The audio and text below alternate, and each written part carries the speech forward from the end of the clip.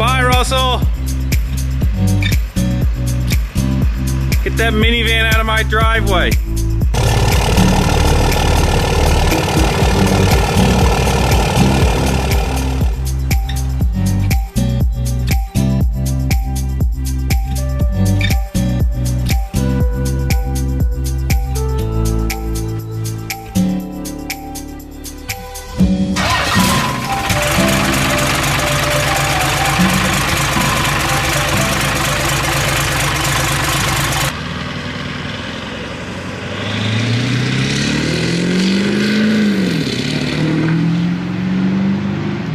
Good afternoon, guys. What's going on? It is already about 2 o'clock in the afternoon Saturday, and we are making progress. We've already done quite a bit, so let me try and fill you in on what has already happened. As you saw in a previous clip, sorry for the wind noise if there is any.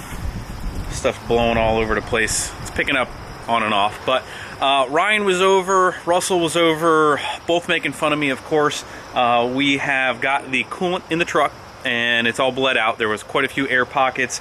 These first gens and 12 valves in general, apparently, and we've dealt with this before, are not the easiest things to bleed out.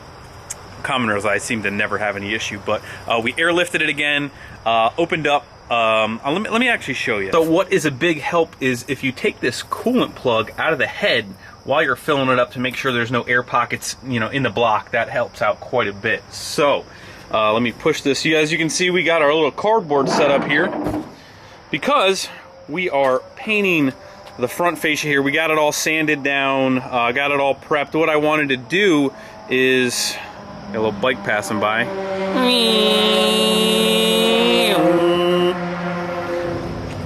So we got the front prepped.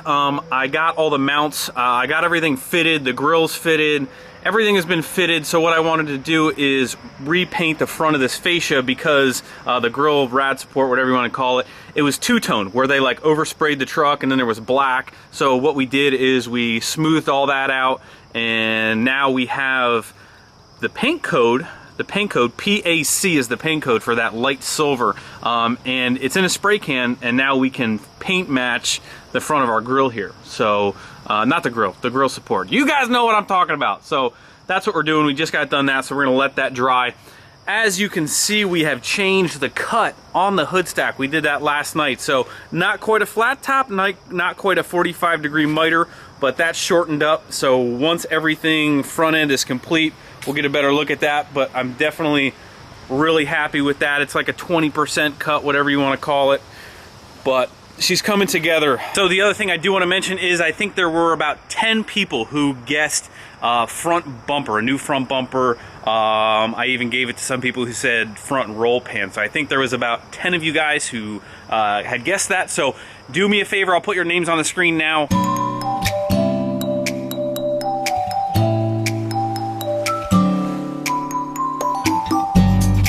Send Allie an email at wrenchworks@hotmail.com. I'll put it up on the screen here.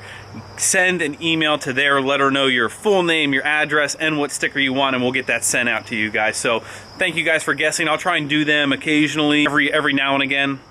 But what we're doing now, in the midst of this mess, we did go pick up new hardware for the front bumper to completely bolt them on, but I'm not going to put those on all crapped up, so we got to prep those, and then all of the intercooler piping still needs to get painted gloss black. And today is the glorious day we are going to paint our valve covers. I know, finally. So we do have to take those off, get them all prepped up. A lot of painting today, but I did get the coolant in. Do have an idea on how to use that intermediate piece, so we're gonna do that at the very end, and we're just gonna keep plugging away there, people. I actually had the belt routed wrong on this, and if you see here, nice little handy dandy routing, but there is actually another way to route the belt on this, and I had it wrong,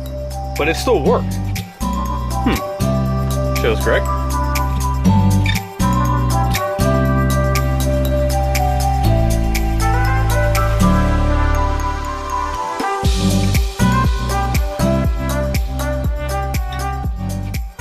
And who said the POS Dodge wasn't good for anything? So because I know you guys, I mean, who likes to see prep work? I mean, it's pretty boring. So we have all of the gloss black stuff hanging off the frame over here, and onto our paint booth number 2.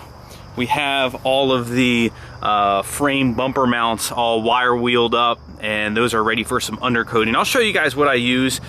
Pretty much Rust-Oleum products are really all I use. I got some undercoating for these, which I think will work good, and some gloss black enamel for the other stuff. So the wire wheel of death was a success. Nobody lost any fingers, no strands of metal in any skin, so those are good. We actually have, do you mind? Do you mind? We actually have the first coat of paint matched paint on the front here. As you can see, it's Silver Star metallic. I don't know how well the camera's gonna pick it up. Actually, really nice. It's laying out really nice. Seeing that this is technically still supposed to be the Silver Star metallic, obviously kind of faded. This stuff looks really new. I was actually gonna paint the roll pan that I had years and years ago, but I don't know if it's gonna match the fade of the original paint, but it's actually really nice. So for those of you guys who are interested in, only certain Napas will do this, and I had to go out of my way pretty far, but they make aerosol cans in right here. Dodge 91 and 95 PAC Silver Star metallic. They'll make them in spray cans, which is awesome, and then you just throw some clear over them and you got yourself a professional aerosol overhaul, as Mr. Send It would say. So we still, next up on the list, we need to get the valve covers off. So that's probably what we're gonna do now. Those are gonna go to the gloss black. Actually, forgot I didn't have any gloss black, so the wife had to go run out and grab me some. Yet another reason why a wife is very handy at sometimes. Just kidding. Don't worry, Allie, you're handy all the times. Alright guys, so just wanted to show you something real quick, maybe help one of you guys in the future.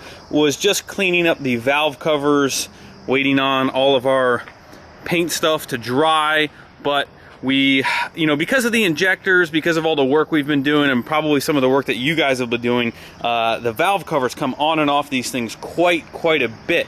Now, the best way that I've found to clean these since I've owned a 12 valve is to take your air nozzle and just go in the crack and kind of just blow all this stuff out, and it happens to work pretty well. Now, what I was doing, and on one of these, oh, right here, you can see when you blow it, it kind of separates this out a little bit, and you can see this one is torn and ripped. So I guess moral of the story is always clean them, and while you're cleaning them, it'll give you a good chance to inspect all the way around the circumference. So I'm actually glad we found that, because that one's pretty much almost all the way through. That would have been making a mess. So luckily we do have a spare set in that top end kit that we got, and just another reason why that top end kit has saved us multiple times on this. So oh the joys of watching paint dry. Let me tell you, it is awesome. Leave a comment down below what you guys think. Make sure you guys are giving this video big thumbs up. I do appreciate it. Not gonna lie, pretty proud of myself.